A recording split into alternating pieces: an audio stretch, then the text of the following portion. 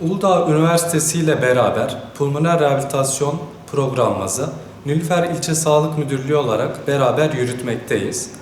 Burada hastalarımız daha ferah bir ortamda, Türkiye'de ilk kez bir sağlık hayat merkezinde yapmış oluyor.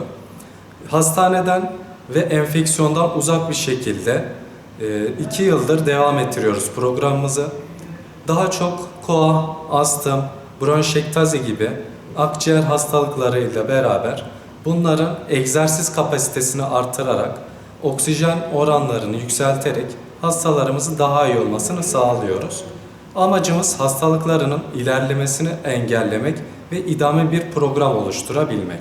Şu anda 9 hastamızla beraber bu programımızı devam ettiriyoruz. Akciğer tabaka sertleşmesi var bende. Aşağı yukarı 7-8 aydır bu programa katılıyorum. 3 ay Uludağ Üniversitesi'nde oldum. Burası da 5 aydır da buradayım. Şu anda sağlık durumu iyiye gidiyor. İyiyim. Yani sıhhatliyim. Ne diyeyim? Önceki halimle şimdiki halim çok farklı. O zamanlar yürüyemiyordum. Şimdi artık yürüyorum. Rahatım yani. Buradan da çok memnunum.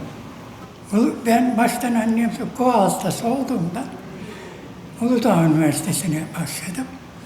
Orada anlayamsın, 3 ay kadar anlayamsın bir eğitim gördüm.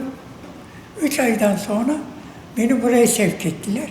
Bir senedir de buradayım. Biraz iyileştik, göğsümün ağrıları geçti. Öyle devam ediyor şimdilik. İyiyim, Allah'a şükür bu yakınlarda iyiyim. Öyle baştan anlayamsın, böyle soluk soluğa kalıyor.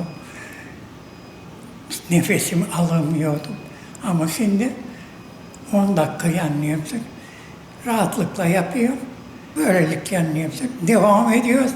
Bakalım, Allah nasip kısmet ederseydi herhalde bir sene daha buraya gelip gidebilirim.